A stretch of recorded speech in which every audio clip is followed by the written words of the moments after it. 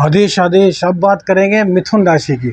शुक्र राशि परिवर्तन का मिथुन राशि के जातकों पर क्या प्रभाव पड़ेगा, इसी पर चर्चा होगी और शुक्र का विशेष उपाय, जिससे कि शुक्र आपके जीवन को सुख समृद्धि धन दौलत से भर देंगे।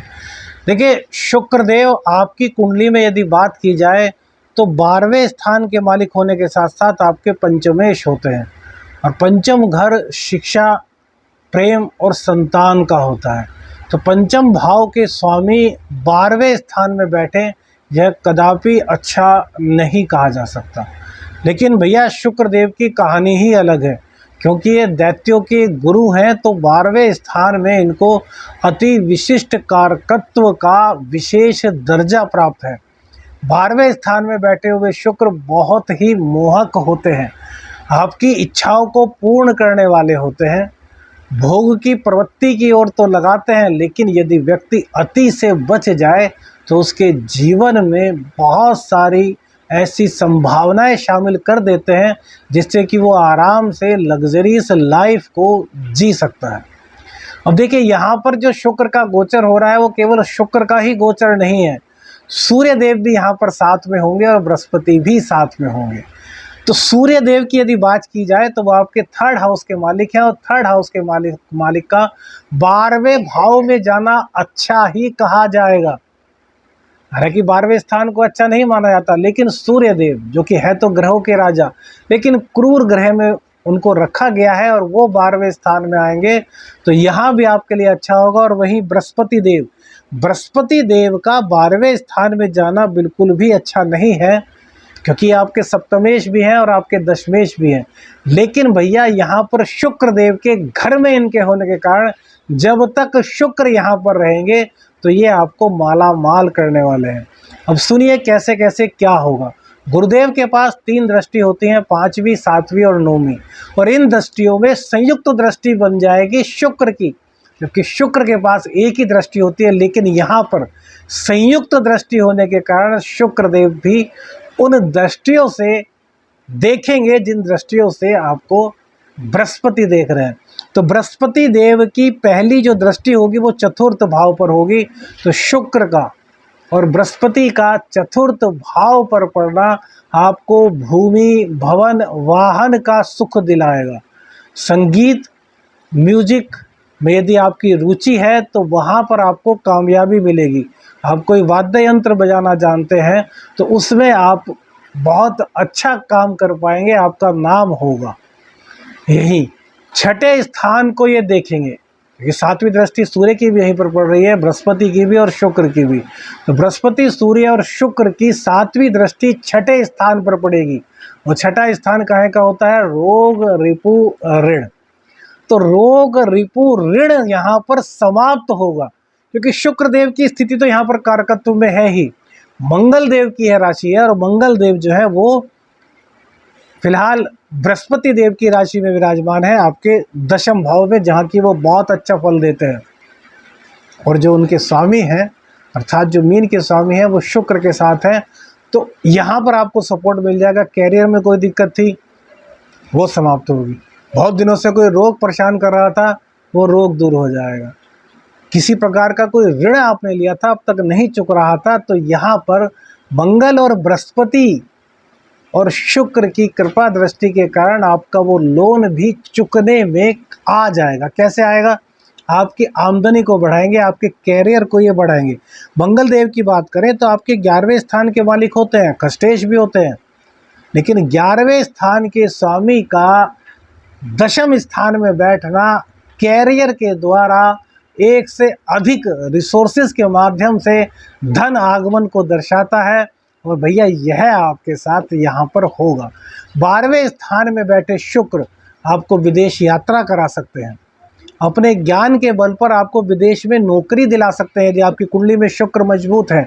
यदि आपकी कुंडली में शुक्र पीड़ित नहीं है, यदि आपकी कुंडली में राहु सूर्य इत्यादि क्रूर ग्रहों की दृष्टि शुक्र पर नहीं है और वो बली अवस्था में है, एक शुभ अवस्था में है, तो भैया आपको विदेश जाने के रास्ते पूरी तरीके से यहाँ पर बैठ करके शुक्रदेव खोल रहे हैं, इसमें किसी प्रकार की कोई दो राय नहीं है। शिक्षा के लिए भी आप विदेश में जा सकते हैं, वहाँ पर व्यापार करने के लिए विदेश में जा सकते हैं, हो सकती है वहाँ पर आपका नौकरी लग जाए, हो सकता है जो शिक्षा आपने ग्रहण की है उसी से रिलेटेड कोई वर्क आपको विदेश में मिलने की संभावनाएं शुक्रदेव के राशि परिवर्तन से होगी, क्योंकि शुक्रदेव अपनी ही राशि में जा रहे हैं।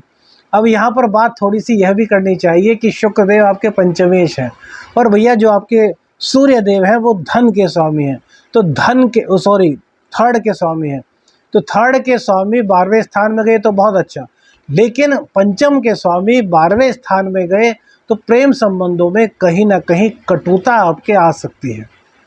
प्रेम संबंध किसी विवाद का शिकार हो सकते हैं, किसी तीसरे का इंटरफेयर आपके संबंधों में कहीं ना कहीं दरार पैदा कर सकता है, क्योंकि सूर्य देव शुक्र को जलाएंगे। शुक्र अति विशिष्ट कारक हैं, इसमें कोई दो राय नहीं, लेकिन उनकी नैसर्गिक जो प्रवृत्ति है वो बहुत सुंदर है, वो बहुत ठंडे हैं, और सूर्य हैं आग का गोला। तो सूर्य देव नैसर्गिक रूप से शुक्र को जलाने का काम करेंगे। अब शुक्र के जलने से क्या क्या होगा, तो कहीं ना कहीं कामों में अटकन, कौन से कामों में, जो हमने बताया विदेश के काम में अटकन, प्रेम संबंधों में दिक्कत, शिक्षा में दिक्कत, संतान में दिक्कत, तो यहाँ पर आपको शुक्र देव की स्थिति को मजबूत करना होगा। यदि आपकी कुंडली में दशाएं बहुत अच्छी चल रही हैं तब तो कोई दिक्कत नहीं, लेकिन यदि दशा खराब है, शुक्र भी आपका कहीं ना कहीं खराब हो रहा है, तो फिर शुक्र को मजबूत कीजिएगा। शुक्र कैसे पता करें कि आपकी कुंडली में अच्छा है या नहीं, शुभ फल दे रहा है या नहीं, इसका एक छोटा सा, बहुत छोटा सा सूत्र है। अपनी लाइफ को देखिए, किसी और की लाइफ को नहीं, अपनी लाइफ को देखिए और देखिए कि जो सुख आप प्राप्त करना चाहते हैं, जो आपको अपने जीवन से अपेक्षा है, उसके अनुकूल आपको फल मिल रहा है या नहीं। अब देखिए, एक राजा की अपेक्षा मखमल के गद्दे पर सोने की हो सकती है, लेकिन ऐसा तो नहीं कि सभी के सभी राजा हो जाए, है ना। अब सबका स्तर होता है, लेकिन उस स्तर में भी एक स्तर होता है। जैसे कि आप एक नॉर्मल, एक मीडियम क्लास के बंदे हैं, और मीडियम क्लास के बंदे होकर के आप जब सोने जाते हैं तो आपका जो बिस्तर है वो जिस तरीके से आरामदायक होना चाहिए वो है या नहीं है, आप देखिए। इसी से आपको पता चल जाएगा कि शुक्र आपका मजबूत है या नहीं। यदि आपके बेड के गद्दे खराब हो चुके हैं, उस पर आपको आराम नहीं मिल रहा, वो दब चुके हैं, उनकी कटी फटी हालत है, तो समझ जाइए कि भैया शुक्रदेव खराब है। ये एग्जाम्पल के लिए बताया, बहुत सारी ऐसी चीज़ें हो सकती है, जैसे कि जीवन में अच्छे व्हीकल का ना होना, जीवन में अच्छे कपड़ों का ना होना, या फिर अच्छी तरीके से आपकी ड्रेस सेंस का ना होना, कहीं भी बिना प्रेस किए हुए कपड़े पहन करके निकल पड़ना, अपने कपड़ों पर ध्यान ना देना, खुशबू लगाई है तो ठीक, ना लगाई है तो ठीक, यानी कि आपको खुशबू की फीलिंग्स ही ना आना, तो समझ जाइए आपकी कुंडली में कहीं ना कहीं शुक्रदेव खराब हैं, या फिर शुक्रदेव पीड़ित हैं, या शुक्रदेव का आपको शुभ प्रभाव नहीं मिल रहा। तो ऐसे में क्या करें, देखिए, यदि बहुत ज़्यादा खराब है तो विशेष परिस्थितियों में फिर सिद्ध की हुई शुक्रमणि, शुक्र यंत्र या फिर शुक्र की पूजा आदि का प्रयोग आपको करना होगा। लेकिन यदि थोड़े बहुत ही अशुभ फल दे रहे हैं, थोड़े बहुत पीड़ित हैं, तो फिर क्या करें, तो ऐसे में मखानों की खीर हर शुक्रवार को माता रानी को अर्पित करें, इससे शुक्र की मजबूती आपको प्राप्त होगी। दूसरी बात, दही से स्नान करना बहुत अच्छा रहता है। वहीं स्त्रियों का सम्मान कीजिए, स्त्रियों का सम्मान करने से भी शुक्रदेव मजबूत होते हैं, स्ट्रांग होते हैं। शुक्रदेव आपके 12वें स्थान में आ रहे हैं, तो यहाँ पर प्रेम संबंधों में जो दिक्कतें आ रही हैं उनको संभालने के लिए आपको क्या करना है, शुक्र मंत्र का 108 बार जाप करना है।